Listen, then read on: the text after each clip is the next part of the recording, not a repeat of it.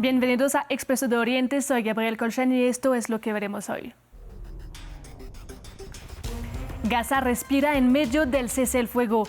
Después de 2 años de ataques israelíes en el enclave, 67.000 palestinos muertos, hambruna y devastación. Los palestinos experimentan una relativa calma. Muchos han podido reencontrarse con algunos de sus familiares hasta hace unos días detenidos en Israel. Veremos cómo se vive esta primera etapa del plan de Trump para Gaza, entre la esperanza y la incertidumbre. En Israel la población siente alivio y felicidad por el regreso de los 20 israelíes que seguían con vida, pero retenidos en Gaza. Multitudes dieron las gracias a Donald Trump por haber alcanzado un cese al fuego y así la vuelta de sus familiares.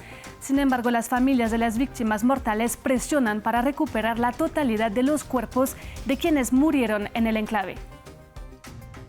Y en Sharm el-Sheikh, Egipto, líderes occidentales, árabes y musulmanes se reunieron en torno al presidente estadounidense para enseñar su apoyo al fin de las hostilidades en Gaza. Sin embargo, el cese el fuego muestra fragilidades y algunos puntos del plan de Trump para Gaza siguen sin resolverse. Uno de ellos, el desarme de Hamas. Tendremos análisis. Después de 2 años de guerra en Gaza y más de 67.000 palestinos muertos bajo las bombas y los ataques de Israel, los gazatíes experimentan la calma y el fin de los bombardeos. Aunque se mantienen prudentes a la espera de que perdure la paz, el alivio inmediato es inmenso. Bajo la presión de Donald Trump, Hamas e Israel implementaron parte de la primera fase del plan del presidente estadounidense. Hamas entregó a los 20 israelíes vivos aún en cautiverio en el enclave y algunos cuerpos de los que fallecieron allí. A cambio, cerca de 2.000 detenidos palestinos fueron liberados, la gran mayoría capturados en Gaza por el ejército israelí en los últimos 2 años. Muchos denunciaron haber sido torturados y detenidos en condiciones inhumanas. Gracias a Dios la guerra ha terminado y nuestros hijos han sido liberados de la prisión israelí. Por fin nuestros corazones están en paz. Esperamos, si Dios quiere, que todos los prisioneros restantes también sean liberados pronto. Hoy es realmente un día de alegría inconmensurable. Espero que todas las madres puedan sentir la misma felicidad que yo siento hoy. Miles de palestinos empezaron a regresar a la ciudad de Gaza y a descubrir a su vez el alcance de la destrucción. Muchos otros, al contrario, prefieren esperar un poco antes de emprender el regreso. Entre tanto, fluye la entrada de ayuda humanitaria y las operaciones de rescate de los cuerpos atrapados entre los escombros avanzan a pesar de las dificultades. Por otra parte, y a pesar del cese el fuego, se reportó que el ejército israelí mató a varios palestinos que, según su versión, cruzaron la línea amarilla. Nos amplía nuestra corresponsal en Jerusalén, Yanira Gómez Muñoz. Estos primeros días de fase 1 del acuerdo han oscilado entre el alivio, la expectativa y el desafío de aplicar lo pactado. Pese al alto el fuego, se han registrado vulneraciones. Israel ha matado a varios palestinos en zonas como Ciudad de Gaza y Han Yunis. El ejército abrió fuego porque, dice, habían ido más allá de la línea de repliegue establecida en el trato, pero desde la franja detallan que eran civiles que intentaban ver el estado de sus casas. La salida parcial de tropas también ha dado paso a enfrentamientos entre miembros de Hamas y clanes armados, a los que el grupo acusa de ser cómplices de Israel. Si bien algunos han recibido su apoyo, Hamas usó este argumento para ejecutar en público a varios hombres. Sobre la ayuda ha aumentado, pero el flujo de camiones sigue lejos de los 600 diarios. La ONU exige a Israel abrir más cruces y agilizar inspecciones para que la asistencia sea masiva, pero Israel ha hecho de nuevo uso de la ayuda como arma de castigo en el proceso de entrega de los rehenes fallecidos. Y es que la atención ha estado puesta en estas liberaciones de rehenes israelíes por prisioneros palestinos que han dado imágenes de alegría y llanto, pero de formas opuestas.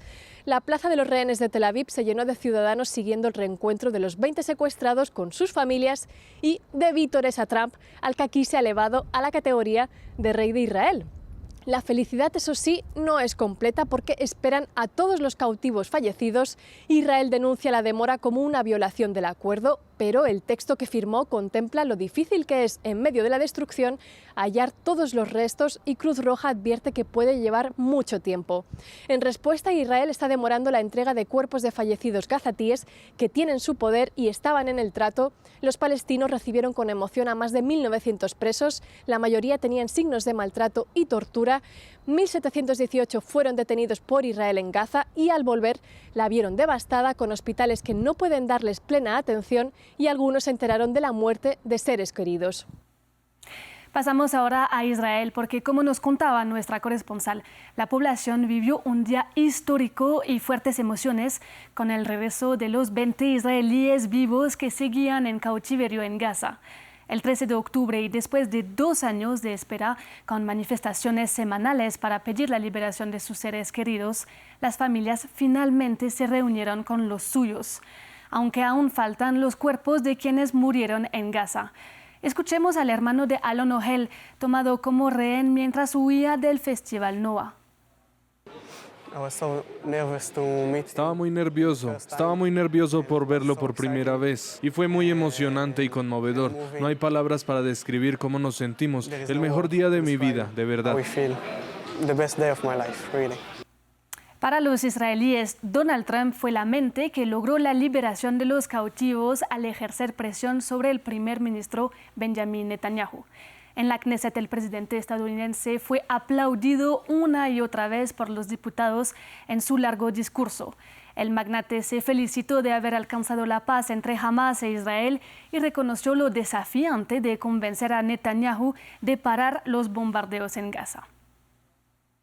Vamos ahora a Egipto, donde se llevó a cabo una cumbre internacional copresidida por Abdel Fattah al-Sisi y Donald Trump para celebrar el llamado Plan de Paz para Medio Oriente. Trump, que financió parte de la guerra en Gaza, se presenta ahora como el artífice de la paz y la estabilidad en la región. Así lo han reconocido en Egipto líderes europeos como Emmanuel Macron, Keir Starmer, Pedro Sánchez y representantes de países árabes y musulmanes como Qatar, Arabia Saudita, Jordania, Turquía e incluso Mahmoud Abbas de la Autoridad Palestina. Sin embargo, Hamas e Israel fueron los grandes ausentes de la cita. En el plan de Trump, la cuestión de la ocupación ilegal de los territorios palestinos por parte de Israel y el derecho del pueblo palestino a su autodeterminación quedaron por fuera. Además, permanecen muchas incógnitas sobre la retirada del ejército israelí, el desarme de Hamas o la composición de la Fuerza Internacional de Estabilización. Para analizar el tema, conectamos con Farid Kahat, experto en relaciones internacionales y Medio Oriente. Hola Farid, primero te pregunto, ¿qué desafíos ves en el horizonte para que el plan de Trump se concrete y qué líneas te preocupan? Las preocupaciones son obvias a partir de las declaraciones de las partes. Netanyahu no ha dicho nunca explícitamente que esto constituye el fin de la guerra. Más aún, ha dicho que si Hamas no cumple lo establecido en el plan de Trump, podría reiniciarse la guerra. Segundo, Netanyahu ha dicho explícitamente, en contra de lo que sí sostiene el plan, de que este no implica un retiro total de Israel de Gaza. Y tercero, Netanyahu ha dicho explícitamente, cosa que contempla como posibilidad el plan, que él no aceptaría nunca la creación de un Estado palestino. Bajo esas condiciones, si se mantienen, obviamente, no hay solución posible. En el caso de Hamas sí acepta no participar de un eventual gobierno de Gaza, y curioso, en el plan no se menciona para nada Cisjordania. Los territorios palestinos ocupados según el derecho internacional son Gaza, Cisjordania y Jerusalén Oriental. Ni Jerusalén Oriental ni Cisjordania merecen mención alguna, todos en torno a Gaza. Y claro, Hamas acepta no gobernar Gaza porque las encuestas, por lo menos las que ha dado a conocer Saime Abu Daka, un encuestador palestino, indican que la gente no quiere jamás en el gobierno, ni en Gaza, ni en Cisjordania o Jerusalén Oriental. La parte complicada para Hamas va a ser el desarme, porque alega que solo lo haría ante una autoridad palestina legítima. Y esa autoridad palestina legítima no está contemplada, por lo menos, como posibilidad en una primera etapa de implementación de lo acordado. Farid, ¿tiene algún margen la población palestina para definir su propio futuro? No, como está concebido, por lo menos en un periodo de tiempo indefinido, no. De hecho, se habla de un gobierno tecnocrático palestino que sea político. Eso es una contradicción en los términos. Gobernar es la actividad política por antonomasia, pero uno entiende que se trata de una entidad política cuando se da cuenta que según el plan de Trump, él va a ser quien supervise a esa autoridad técnica o un grupo que él va a presidir. O sea, no serán los palestinos los que se autogobiernen, como si ese no fuera el kit de la cuestión. O sea, los palestinos ni son ciudadanos de Israel, que no les concede ciudadanía pese a controlar su territorio, ni se les permite tener un Estado propio. Ese es el fondo de la cuestión que aquí se ignora. Se dice la Autoridad Nacional Palestina cuando se reforme podría tener un papel en el gobierno de Gaza, pero no se plantea de manera explícita que hay un gobierno representativo elegido por la población civil palestina en Gaza o en Cisjordania. ¿Y cómo ves el respaldo de los países árabes a la firma en Egipto? Entienden que la relación con Estados Unidos va a depender de la relación que tengan con Trump. Así de frágil es su ego. Y por ende nadie quiere ser el aguafiestas que le diga a Trump que su plan está mal diseñado. Entonces, un primer tema es, nadie quiere ser el que aparezca como el que puso fin a la iniciativa de Trump. En segundo lugar, los países árabes no responden fundamentalmente a la opinión pública local, que es abrumadoramente pro-palestina, porque no son democracias, pero tampoco puede ignorarla del todo. Probablemente ese sea un factor menor, pero un factor que pese en sus decisiones. Pero yo diría que lo que más ha pesado son las acciones de Trump y Netanyahu. Trump ahora habla de una solución al conflicto que le conceda a él un premio Nobel de la Paz, pero en febrero estaba hablando de el desplazamiento forzoso de la totalidad de la población civil palestina. Y eso causó temor a que hubiera flujos de refugiados tratando de entrar a países vecinos. Pero además Israel cometió un grave error al atacar Qatar, aliado estadounidense, sede de la principal base militar estadounidense en Oriente Medio y país que mediaba entre Israel y Hamas con consentimiento israelí. Los países del Golfo Pérsico que veían a Irán como la principal fuente de inestabilidad regional y veían a Israel como un aliado potencial como Irán, ahora ven también a Israel como una fuente de inestabilidad regional. Creo que eso ayuda a explicar más que ningún otro factor su cambio de posición. Llegamos hacia el final de esta edición de Expreso de Oriente. Muchas gracias por acompañarnos y sigan con nosotros.